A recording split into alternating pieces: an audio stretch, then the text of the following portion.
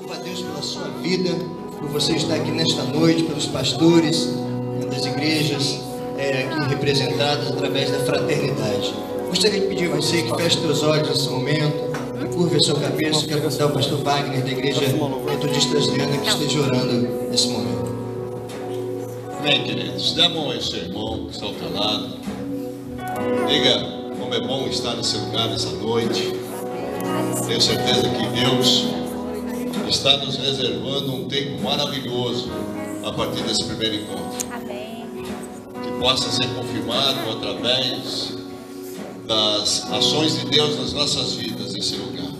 Amém, queridos? Amém. Então vamos orar. Deus, nós queremos nos achegar diante de Ti em gratidão, em adoração, em louvor, Pai querido, pelo Teu amor, pelo Teu cuidado e pelo fato do Senhor ter reunido, Senhor, um povo que foi separado, escolhido pelo Senhor, lavado, redimido com o sangue do Cordeiro, para nessa noite, Senhor, juntos, como irmãos que somos, Senhor, adorarmos, bendizermos e exaltarmos o Teu nome, Senhor. Pai querido, que esse nosso primeiro encontro seja marcado, Senhor, principalmente pela ação do Teu agir nas nossas vidas.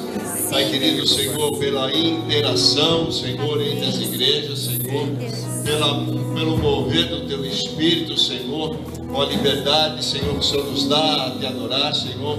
Pai querido, que possa, Pai querido, ser marcado, Senhor, por um batismo de amor por cada irmão nesse lugar, Senhor. Pai querido, Senhor, colocamos diante de Ti esse culto e apresentamos ao Senhor. Tudo que fizermos aqui, Senhor, seja com ações de graças a Ti, como louvor e adoração ao Teu santo nome, Senhor. Agora dê ordem aos Teus anjos, Senhor, para estar ao nosso redor. Pai querido, estar, Senhor, nos ajudando, Senhor, nesse momento de adoração, Senhor, para que possamos, com as nossas vozes, expressar, Senhor, a nossa eterna gratidão a Ti, Senhor. Pai querido, Senhor, que o Senhor possa receber como aroma suave, Senhor, diante do Senhor. Pai querido, como sacrifício vivo diante da Tua presença, Senhor. É a nossa oração, Senhor, grato por tudo, em nome de Jesus.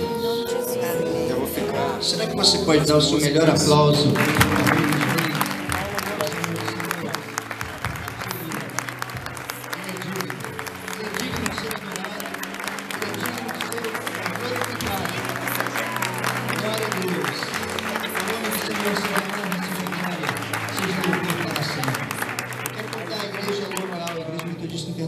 Sai do seu lugar e abrace o seu irmão nesse momento. Saia do seu lugar, profetize bênção sobre ele. Você de outra igreja também pode sair do seu lugar e abraçar.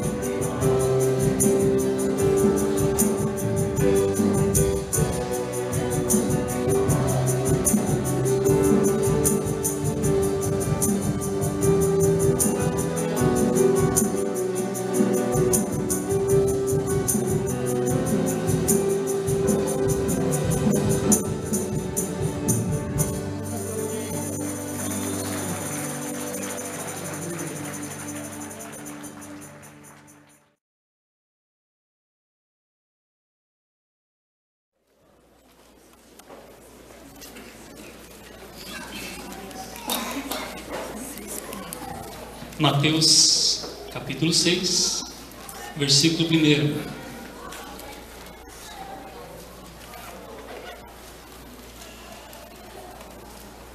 Todos acharam? Amém? A palavra diz assim: tenham cuidado de não praticarem os seus deveres religiosos em público, a fim de serem vistos pelos outros. Se vocês agirem assim, não receberão nenhuma recompensa do Pai de vocês, que está nos céus. Vou ler de novo. Tenham cuidado de não praticarem os seus deveres religiosos em público, a fim de serem vistos pelos outros. Se vocês agirem assim, não receberão nenhuma recompensa do Pai de vocês, que está no céu. Amém? Amém. Antes da gente ter um momento de oração por essa palavra, eu quero que você preste atenção no que você leu. Existem alguns equívocos por parte da igreja, que às vezes lê a Bíblia, não sei se muito corrido, ou não presta muita atenção no que está lendo, e acaba tendo algumas compreensões equivocadas, erradas, a respeito de como viver a vida religiosa. Apesar de a gente não gostar muito dessa palavra, a gente não quer ser religioso, a gente quer ser mais íntimo de Deus, uma coisa mais natural do que a religião, mas Jesus diz que existe uma verdadeira religião. Então eu quero viver essa religião, eu quero viver os meus atos religiosos da maneira como Jesus entende que deve ser. E é por isso que a gente tem que tomar cuidado quando a gente lê a Bíblia, para não cair em alguns enganos. Tem gente que se engana, por exemplo, na forma de dar o dízimo. Tem gente que diz que não existe dízimo, e aí a gente vai um monte de conversa, porque as pessoas vão lendo a Bíblia e acabam tirando suas conclusões.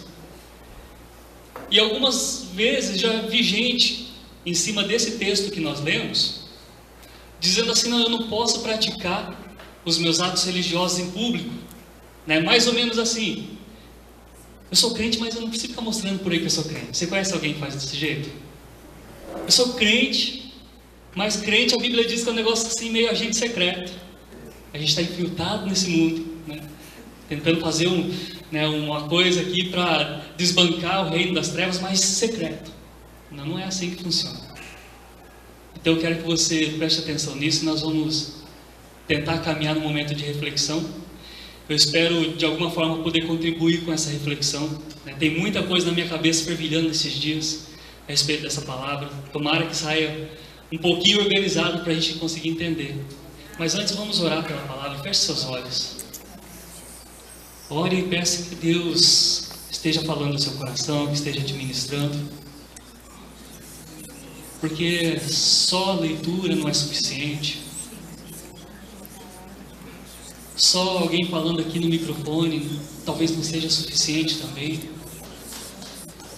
O que eu acho que é suficiente de verdade é a ação do Espírito Santo, que pode ministrar, tocar as nossas vidas, os nossos corações. É isso que nós queremos, é isso que nós precisamos. Deus, em nome de Jesus, Pai, muito obrigado pela oportunidade de estarmos juntos aqui como família da fé. É importante, Deus, entendermos que somos uma só família, que somos um só corpo. Experimentarmos isso neste momento nos faz viver isso de forma mais plena.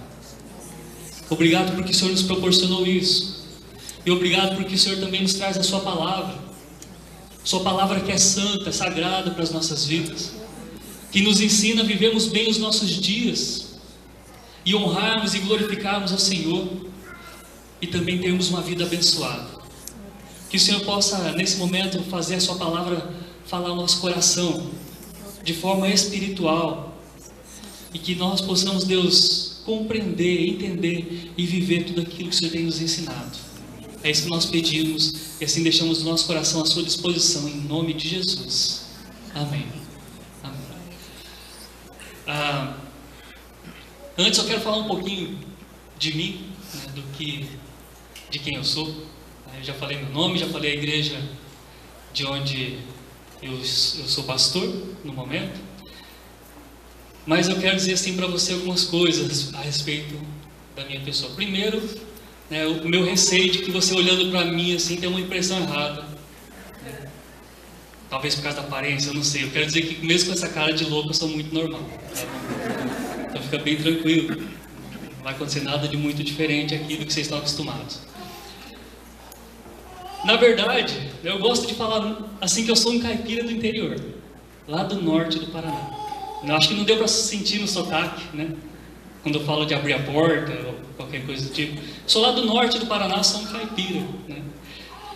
E por uma boa parte da minha vida eu vivi lá, muito tranquila a minha vida, numa cidadezinha lá do norte, né? Centro-norte do Paraná. Não muito preocupado em sair de casa, não muito preocupado em me aventurar para esse mundo, até fazendo parte da igreja, né? Fazendo parte da igreja bastante tempo, né? Fiquei alguns anos na minha cidade de Ivaiporã, não sei se alguém conhece a famosa, alguém conhece aqui? Gente, vocês devem conhecer Ivaiporã porque é uma das cidades mais importantes do Brasil. Tá bom? O pessoal da minha igreja já sabe, eu sempre conto, né? Se tiver uma guerra no Brasil, uma das primeiras cidades a ser bombardeada é Ivaiporã, e não é brincadeira, é verdade. Existe lá uma subestação de Furnas, onde passa 98% da energia da Itaipu, que alimenta o sul do Brasil. São Paulo, por exemplo, é o coração do Brasil, Ivaiporã. Se cai o disjuntor de luz lá pra gente, a gente fica uns 15 minutos sem luz, e o sul do Brasil fica o dia inteiro sem luz. É muito importante Ivaiporã, então eu conheço. Procurem conhecer, passar por lá, e um dia só vocês vão conhecer tudo. Tem muita coisa para conhecer. E eu vivia lá nessa cidadezinha de forma até confortável. Meu pai comerciante, pequeno empresário. Sempre trabalhei com ele, com a minha família, com os meus tios. Tive uma fase de dar trabalho para os meus pais, como qualquer adolescente já teve, né? Dei muito trabalho e graças a Deus conheci o amor de Jesus. Fui para dentro da igreja, aprendi muita coisa lá. Mas a minha vida na igreja era a mesma vidinha confortável que eu vivia lá, no meu trabalho, na minha família, na minha rotina. Eu não falava de Jesus para ninguém, pelo menos não intencionalmente. Eu estou falando aqui porque lá no começo eu disse para vocês que o crente às vezes acha que é agente secreto. Eu tinha isso um pouco na minha cabeça. E quando eu comecei a ser despertado para a importância disso, eu fiquei em choque. Porque era muito tímido, na verdade sou ainda tímido, né? Aprendi a vencer algumas limitações, mas eu me apavorava em saber que eu tinha que conversar com alguém, com uma pessoa, só imagina, né, pegar o microfone e falar com bastante gente. Eu me apavorava. Eu me lembro que eu trabalhava com meu pai, a gente era um posto de gasolina, eu trabalhava abastecendo os carros. Quando chegava alguém novo para trabalhar, um funcionário novo, eu demorava mais de uma semana para puxar uma palavra de conversa com essa pessoa. Tão tímido que eu era. Aí não mudei muito, não muito. Graças a Deus Jesus tem agido na minha vida, mas não mudei muito. Eu não tenho muito essa habilidade de falar, vocês estão vendo isso. Não tenho habilidade de conversar. E lá eu vivia a minha vida, tocava no louvor, senti falta de alguém tocando guitarra aqui hoje. Cadê o guitarrista dessa igreja? Tem não? Jesus está provendo. Que Deus provenha. Que Deus proveja. Eu tocava guitarra na minha igreja. E lá eu subia no altar, baixava minha cabeça, tocava minha guitarra, acabava o louvor, sentava na cadeira. E a minha vida religiosa era essa. Há já um tempo atrás a gente conheceu um método evangelístico, não sei se vocês já ouviram falar aqui de evangelismo explosivo. Quem aqui já conheceu esse método? Um pouco antigo, né? Só os mais antigos aqui conhecem. Fiz um curso. Quando eu voltei do curso de evangelismo explosivo, meu pastor falou assim: agora você vai ensinar a igreja a evangelizar. O que deu? Briguei com meu pastor, não fiz o que ele pediu, desonrei minha liderança. Falhei mesmo, me sinto culpado até hoje por isso. Porque eu tinha no meu coração que estava muito bom daquele jeito. Para que eu ia ter que lutar às vezes contra os meus medos, a minha ansiedade, a minha vergonha, a minha timidez? Se eu já tinha Jesus na minha vida, se eu já tinha no meu coração a salvação, esse estranhamente aquecido que John Wesley fala, já sentia a presença de Deus, e para mim estava bom demais. Mas quando a gente começa a conhecer a palavra de Deus, algumas coisas começam a confrontar e a mexer com a gente, né? E a gente, especialmente pastor, a gente sabe disso, né? A gente é chamado para incomodar os acomodados, não é verdade, né? Se tem alguém muito acomodado na cadeira da igreja, esse é o primeiro que o pastor olha e fala: tem que mexer com aquele ali, tem que chacoalhar aquele ali, fazer aquele mexer. Tem alguém muito parado do seu lado? Chacoalha essa pessoa que está do seu lado, por favor.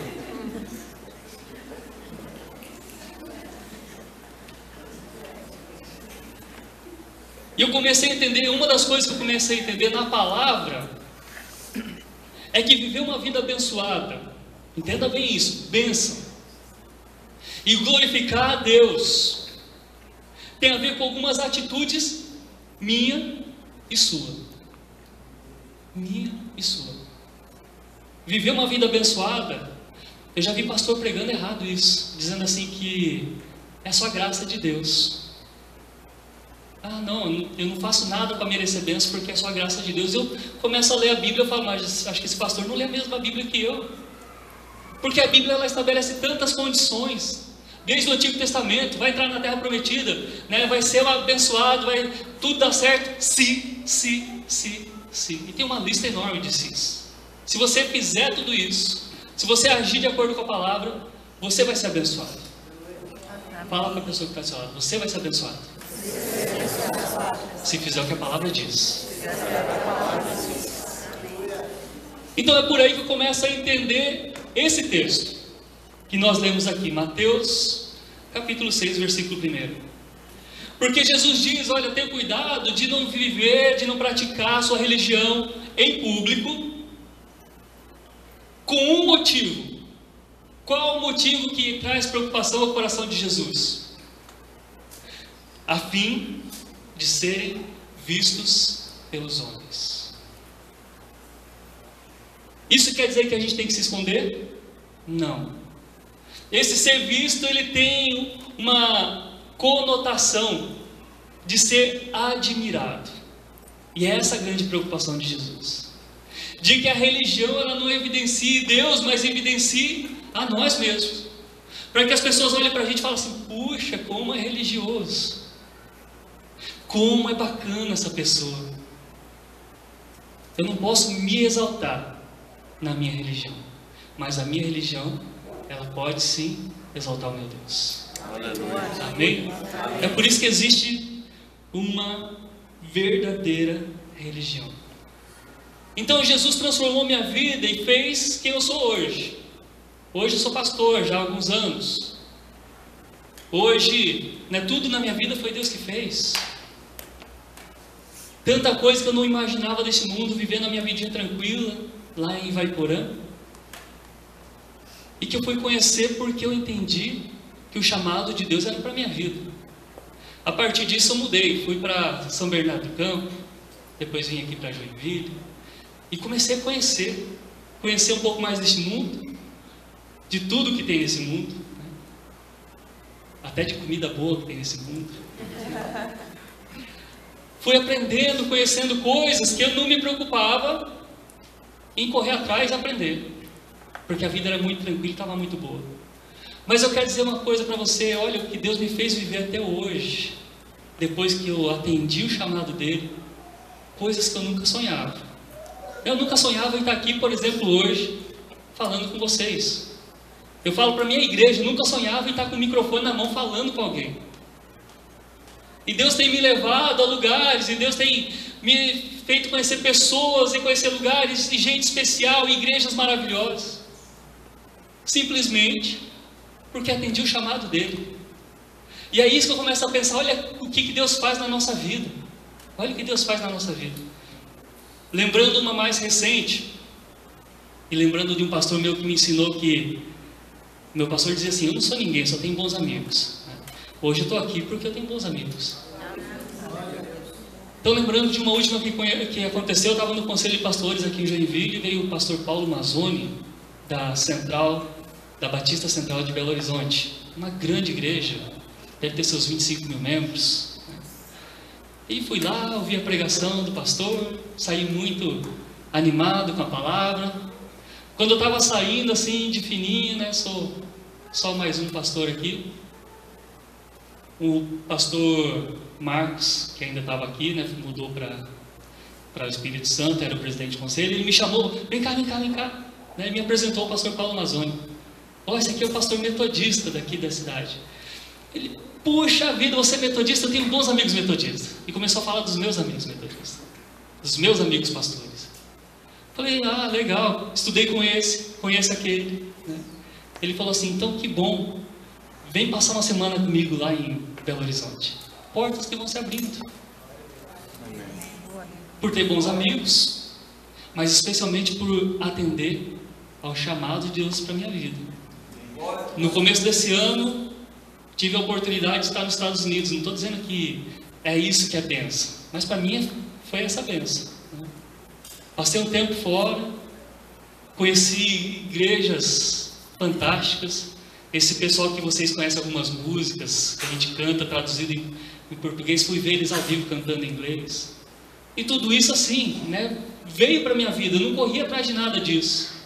A única coisa que eu tenho corrido atrás é de atender realmente o chamado de Deus e estar disponível para Ele me levar onde Ele quer que eu esteja. Isso tem me feito viver experiências fantásticas. E eu começo a entender o que é viver uma vida abençoada. Amém? Amém. Posso começar a pregar? Eu quero dizer para você algumas coisas a respeito desse texto bíblico. Eu não quero ficar falando de mim, eu tenho que falar de Jesus aqui. Tenho que falar da palavra de Deus. E a Bíblia diz assim,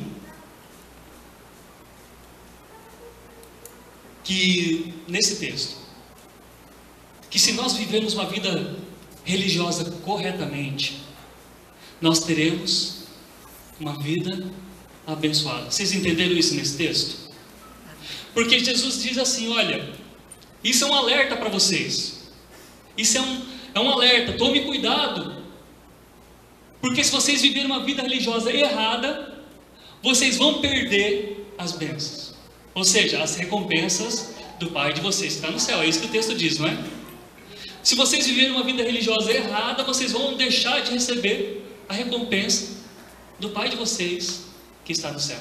Então eu entendo que Jesus está dizendo o seguinte: se eu viver uma vida religiosa corretamente, eu tenho garantida uma vida abençoada. Amém. Então, para mim, esse texto diz duas coisas sobre obediência e recompensa. Eu quero começar a falar um pouquinho sobre obediência. Para mim, eu preciso de duas coisas basicamente para viver uma vida de obediência a Deus: temor e fé. Se eu não tiver essas coisas, eu não consigo viver uma vida obediente ao Senhor. O que é temor? O que é temor? A Bíblia diz que temor é o princípio da sabedoria. O temor do Senhor é o princípio da sabedoria. O que você pensa primeiramente quando vem essa palavra, temor? Tem medo? Medo é uma coisa boa. Amém? Não é? Medo é uma coisa boa. Eu acho que sim, eu acredito que sim. Né? Se vocês estão com medo de responder, o medo é uma coisa boa, porque a gente não faz coisa errada quando tem medo. Vocês viram? Né? Vocês ficaram tudo aí, será que eu respondo amém? Será que eu falo que sim? Vocês estão com medo. E medo nos preserva a vida. Né? Eu vi esses dias uma foto de um menino, um vídeo do menino mexendo com uma cobra muito grande, maior que ele. Né? E aí alguém escreveu assim: a gente tem que ser como criança. Eu falei, Deus me livre. Deus me livre, porque para mim isso não era coragem, era falta de inteligência, de conhecimento. Eu não faria isso. Eu acho que o medo é uma coisa boa, ele nos preserva a vida. Mas eu acho que não é isso que tem a ver com a minha relação com Deus. Apesar que de vez em quando é bom ter medo. Né? A gente tem medo do pai e da mãe. Alguém tem medo aqui do pai e da mãe ainda? Não. Hoje em dia as crianças não têm mais medo do pai e da mãe. Essa geração que está por aí, dos 15 anos para baixo, eu estou vendo isso. Né? Meu filho está com 14. E eu vejo como é difícil hoje, porque antigamente a gente falava e as crianças pareciam que tinham medo. Minha filha é um pouco mais velha, ela tinha mais medo. Colocava o chinelo do lado assim, ela obedecia. Meu filho, a gente desce o chinelo dele, não obedece. Difícil, menino. Esses dias a gente tinha colocado ele para treinar jiu-jitsu, tiramos ele, falando, daqui a pouco ele começa a bater na gente. Vocês perceberam que o medo é importante? Medo. É bom ter medo do pai e da mãe, porque às vezes o castigo vem. E com Deus funciona assim também. Né? Apesar de hoje em dia a cultura do nosso tempo dizer não pode mais castigar, não pode mais, né? Tem essa lei da palmada, pai não pode mais bater no filho.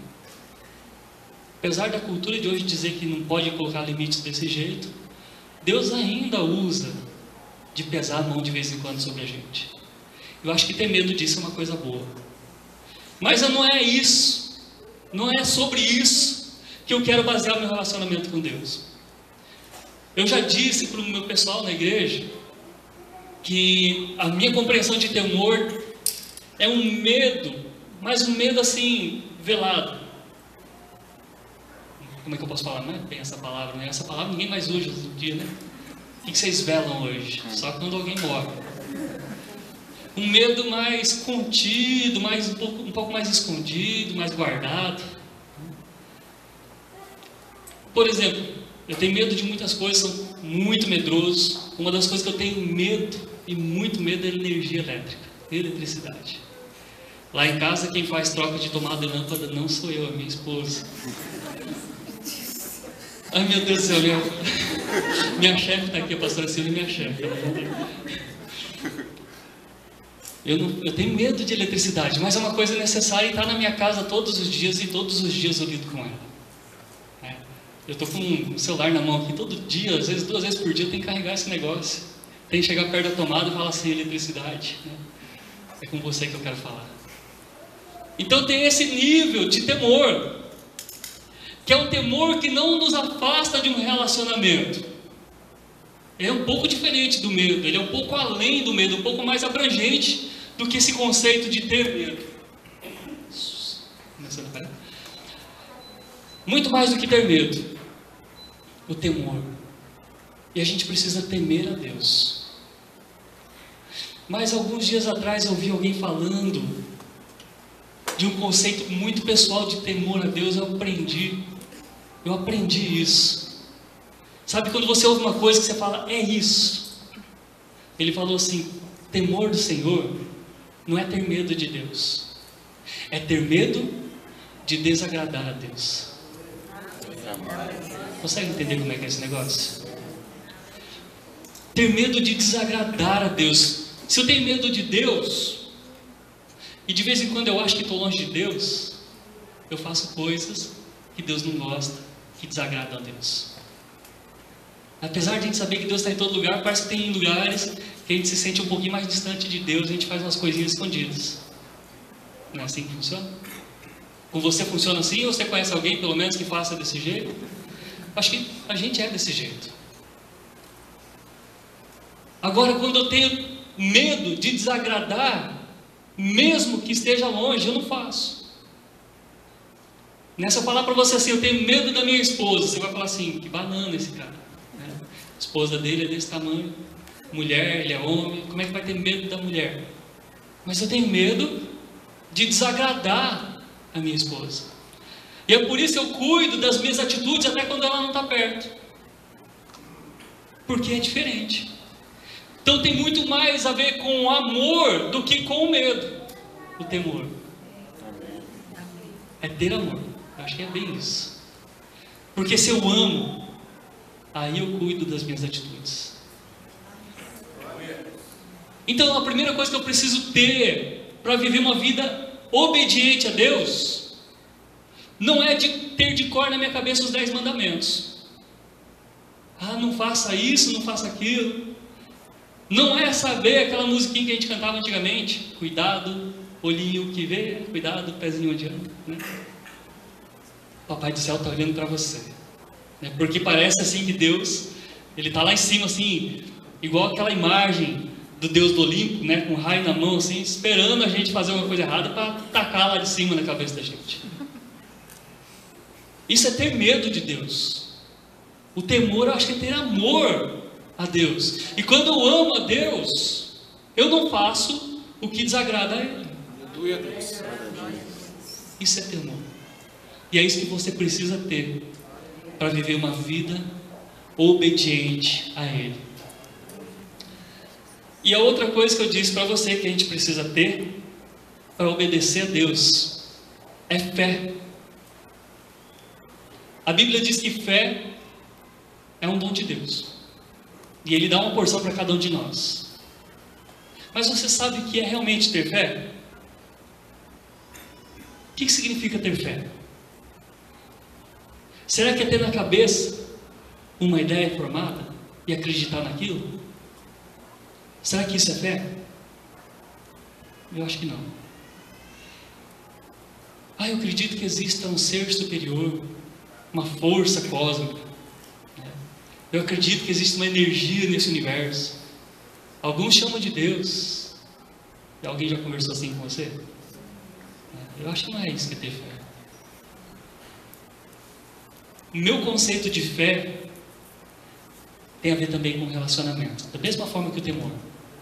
Porque fé e fidelidade é uma coisa só, não é? Para quem conhece um pouquinho, né, da linguagem, da raiz das palavras, a raiz da fidelidade é a fé. É a mesma palavra. Então, quando eu tenho fé, eu sou fiel. Eu sou fiel ao que eu creio. Se eu não for fiel, eu não tenho fé. Então eu quero dizer uma coisa para você. Tem gente que fala assim: ter fé é acreditar que vai dar certo. Eu falo, não, ter fé é ser fiel àquilo mesmo que não dê certo. Mesmo que não dê certo, continuo fiel. Continuo fiel. Então a segunda coisa que eu preciso ter é isso, é fé. Ou seja, fidelidade. Fala para a pessoa que está do seu lado: fidelidade. Você é fiel realmente ao que você crê? De vez em quando a gente ouve histórias de gente que tem fé, que tem uma fé assim maior que o normal. A pessoa orou para chover, choveu. A gente ora para chover, a gente não é capaz de abrir o guarda-chuva, esperando a chuva chegar. Porque, sei lá, né, vai que não chove, vai que eu oro e não dá certo. Então tem gente que acha que ter fé é isso. Eu tenho fé que vai dar certo. Tenha fé na vida, meu irmão, vai dar tudo certo. Eu não gosto desse tipo de coisa. Eu acho que a minha fé, ela deve me levar a ser fiel a Deus. A minha fé não é acreditar que Ele pode me abençoar, mas é querer estar com Ele. A Bíblia diz que aqueles que se aproximam de Deus, né, vão agradar a Ele se acreditar que Ele existe. É um pouco confuso esse conceito. Eu tenho que me aproximar de Deus acreditando que Ele existe, porque é assim que Ele se agrada da minha vida e me abençoa. Mas eu não vou lá por causa da bênção, eu vou lá por causa de Deus. Amém. A minha fé me coloca na condição de me relacionar com Ele. A fé tem a ver com a fidelidade, um compromisso com Deus. A fé tem a ver também com persistência. Persistência. De quem você lembra aqui quando a gente fala de persistência em relação à fé? Histórias bíblicas. Histórias de pessoas que talvez você conheça. Mas falando biblicamente, a gente pode lembrar aqui da fé de Abraão, quem sabe? Um homem que foi chamado por Deus para sair da sua casa aos 75 anos de idade, crendo na promessa de uma terra prometida, uma terra abençoada, e crendo na promessa de um filho que ele nunca teve. E durou ali anos e anos, naquela persistência, até que tudo se cumprisse, até que o filho viesse. Eu fico pensando como é que está a nossa persistência nas coisas que Deus coloca no nosso coração. Ter fé não é só acreditar que Deus pode fazer na minha vida. Ter fé é acreditar que Deus pode me levar a fazer o que Ele quer, a viver o plano dEle. E eu tenho que ser fiel a isso e persistente nessa ideia que Deus coloca no meu coração. Talvez você não tenha nem ideia no coração ultimamente. Talvez você não tenha nenhum plano de Deus acontecendo na sua vida atualmente. Então, que tipo de fé é essa? Uma fé que te mantém sem direção? Sem saber de onde está saindo, para onde vai? Abraão não sabia exatamente para onde ele estava indo, mas ele estava indo na palavra. Ele tinha uma direção, vai. Ele foi. Ele não conhecia o destino, mas a direção ele tinha. A nossa vida de fé tem que ter isso. Deus tem que estar te levando para algum lugar agora. Pergunta para quem está do seu lado: para onde Deus está te levando?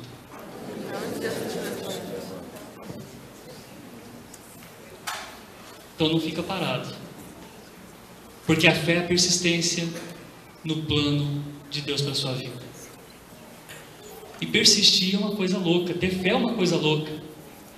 Persistir, eu fico pensando em Abraão, persistir em algo que nunca deu certo na vida dele.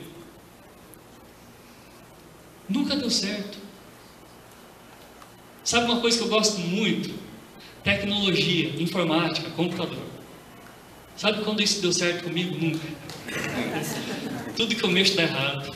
Eu me proponho a fazer o site da igreja e não consigo, trava tudo. Eu me proponho a fazer um vídeo, montar alguma coisa, não dá certo. Tudo que eu faço no computador, no celular, dá errado. Mas eu continuo gostando da tecnologia, eu continuo mexendo com esse negócio todo. Persistência. Mesmo que nada dê certo, continuar fiel àquilo que Deus mandou você fazer. Senão não é fé. Senão não é fé.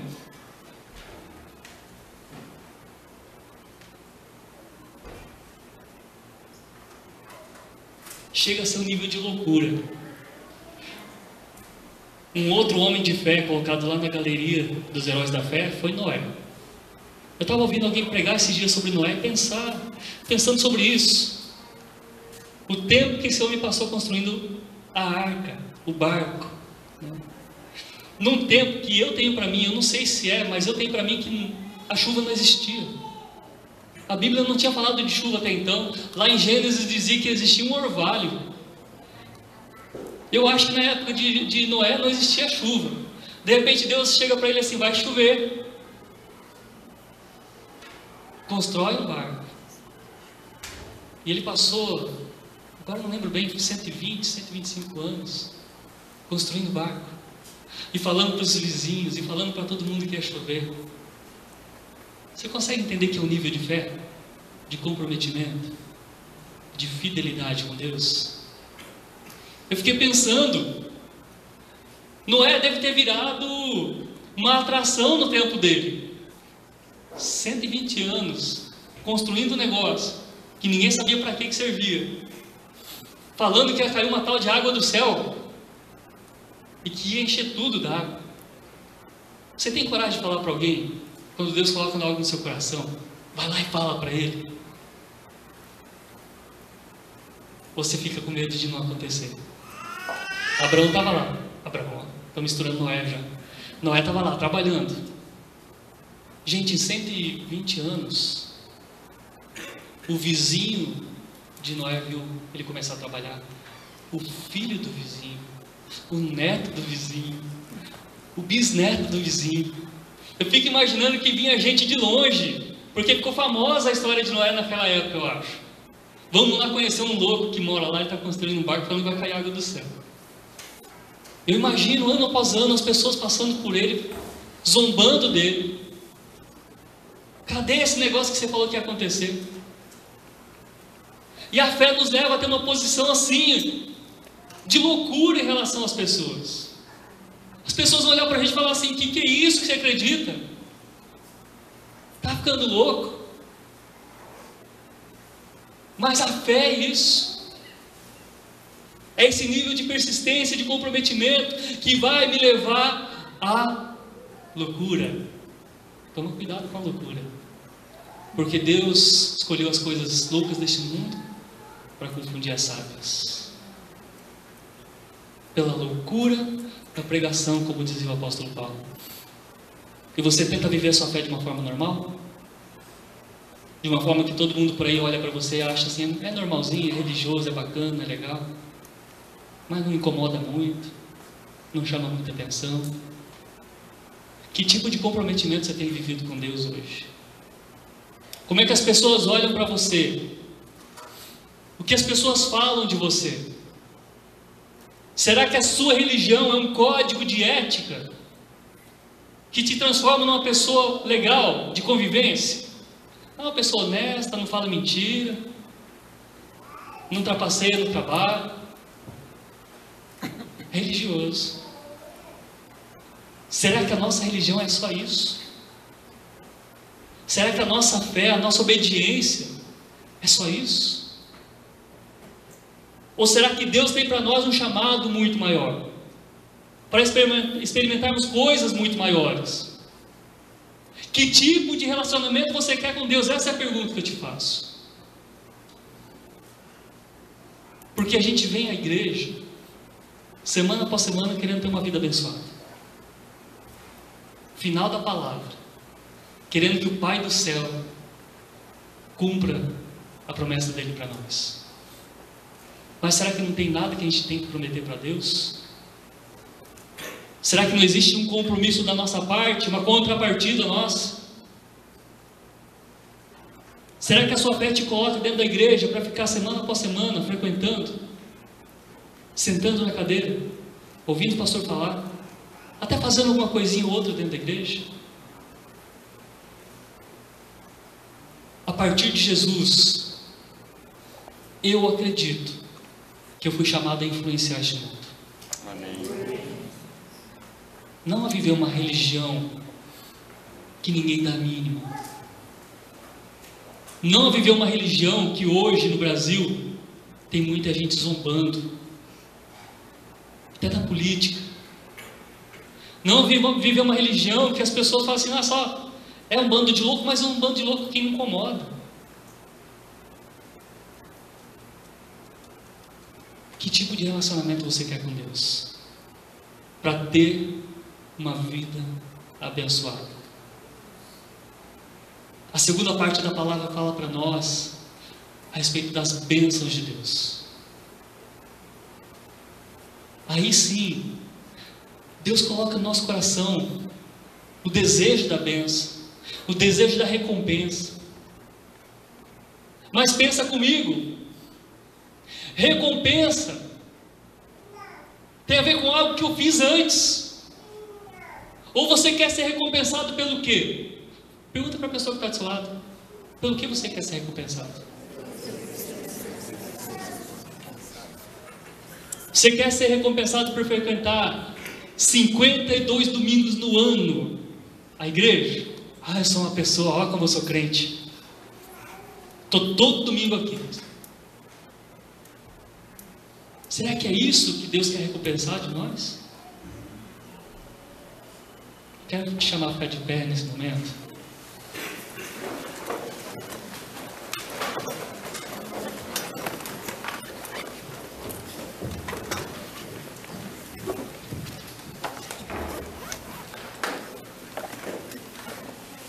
Para a gente refletir um pouco sobre isso. Eu acredito que toda a palavra de Deus, ela fala conosco, e Deus tem o direito de resposta. Amém? Amém. Você gosta de falar sozinho com alguém? E a pessoa não dá mínima para você? Acho que Deus também não. Deus falou com você nessa noite e quer ouvir de você alguma coisa. Então tem esse tempo na presença do Senhor para falar para Ele. Fala com Ele o que essas coisas significam para você. O que é que você entendeu disso? Como essa palavra toca o seu coração nesse momento?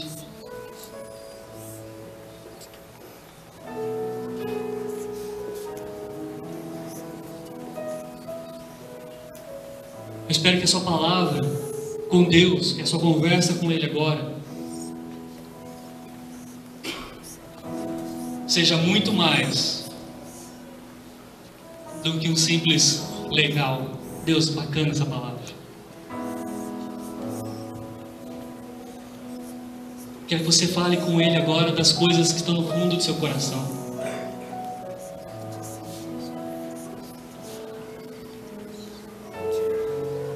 Na verdade, eu quero que você faça uma avaliação da sua vida religiosa. Eu quero que você faça uma avaliação. E esse é o nosso tempo na presença do Senhor. Vamos avaliar as coisas que estão dentro de nós.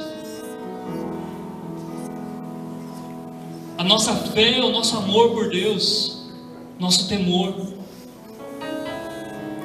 Vamos avaliar isso. Vamos avaliar como essas coisas estão fluindo de dentro de nós.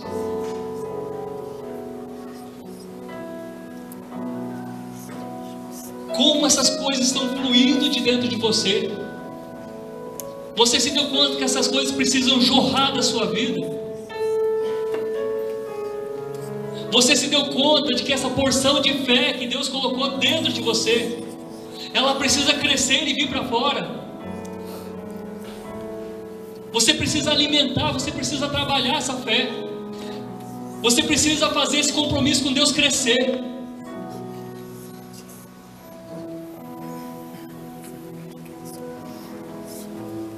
Sabe por que eu falei de quem eu era e de quem eu sou? Porque quando eu era lá no interior, um menino caipira do norte, eu tinha meus sonhos e as minhas ambições, mas elas nunca chegaram aos pés das coisas que Deus tem realizado na minha vida.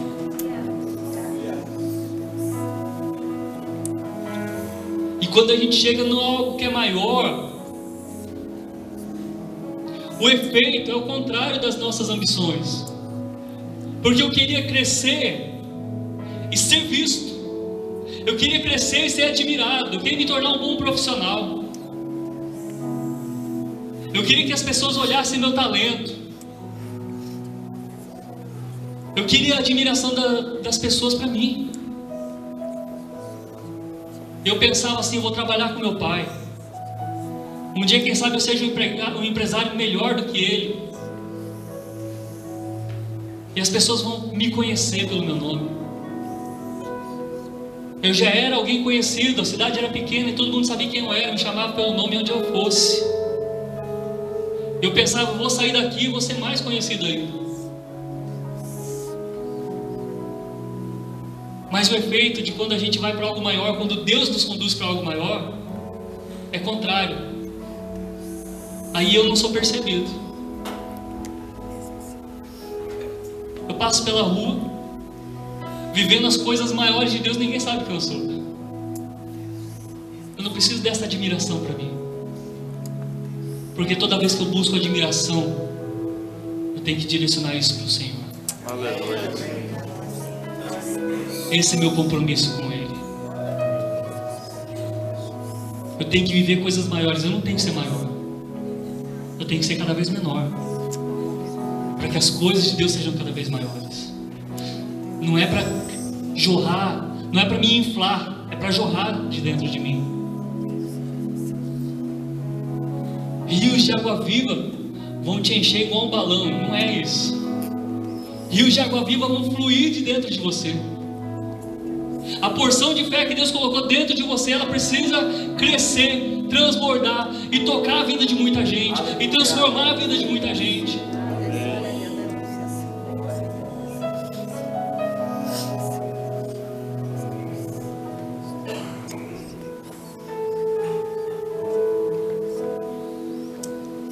De vez em quando alguém chega e fala: pastor, obrigado pelo que o Senhor fez na nossa família, no meu casamento, pelos meus filhos.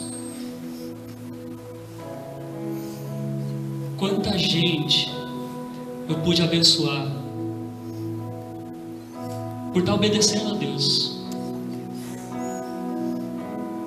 Eu nunca poderia ter feito isso. Eu nunca seria capaz disso. Só faço isso porque o Senhor faz jorrar de dentro de mim.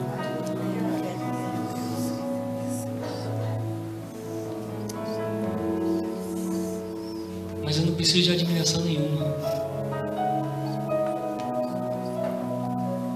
Como é que está seu compromisso com Deus? Como é que está seu relacionamento com Ele? Esse é seu tempo de responder ao Senhor. Como é que está o temor do Senhor no seu coração? Você tem cuidado de não fazer nada que ela desagrade a Ele? Nada que entristeça o coração dEle?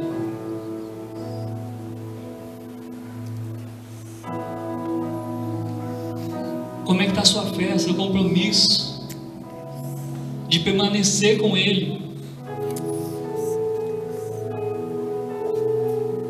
De ser fiel a Ele? É isso que Deus quer de você. Que você o tema, que você o ame, que você seja fiel. É isso que vai fazer você ter uma vida abençoada. É isso que vai fazer com que o Pai do céu te recompense. É isso que vai fazer com que coisas grandiosas aconteçam na sua vida. É isso que vai te levar para as coisas maiores. Quero orar por você. Deus, muito obrigado, Pai, pela sua palavra. Obrigado, Deus, porque o Senhor fala conosco. O Senhor está atento às nossas vidas e nos percebe onde quer que estejamos, em qualquer condição que estejamos. E o Senhor se importa conosco e vem falar conosco. Dos altos céus o Senhor se inclina e se aproxima de nós. A sua palavra nos alcança. Deus, a sua palavra falou conosco nessa noite, com cada um de nós aqui, talvez de uma forma diferente. Com cada um de nós a sua palavra tocou em alguma das nossas necessidades, algumas das nossas fragilidades.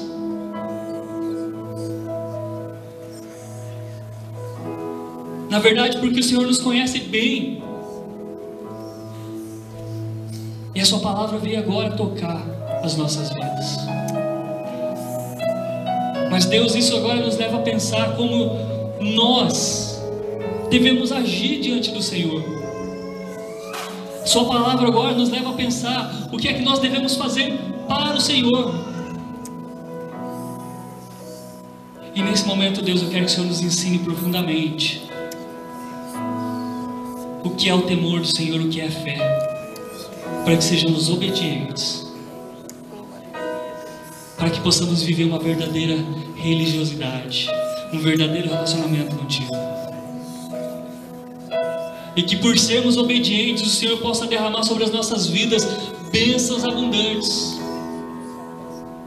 Por causa da nossa obediência, da nossa capacidade de ouvir a sua voz e de fazer o que o Senhor nos pede. Por causa disso, o Senhor possa nos levar a coisas grandiosas que o nosso coração não é capaz de sonhar. Porque a sua palavra assim fala para nós: seus pensamentos são mais altos que os nossos. E somente o Senhor sabe as coisas que o Senhor tem planejado para cada um de nós. Por isso, Deus, não venha somente abençoar os nossos caminhos, mas venha nos colocar nos caminhos que o Senhor já abençoou, nos caminhos que o Senhor já planejou para nós. Aleluia. Que o seu chamado para cada um de nós aqui seja alto e claro, Senhor. Que o Senhor nos tire do nosso lugar e nos leve aonde o Senhor quer que estejamos. Em nome de Jesus, Pai. Por causa da sua palavra, que ninguém permaneça do mesmo jeito, no mesmo lugar. Mas o Senhor nos leve a crescer do jeito certo, para fazer as coisas grandes do Senhor. É isso que eu te peço, Pai, em nome de Jesus, Deus. Em nome de Jesus.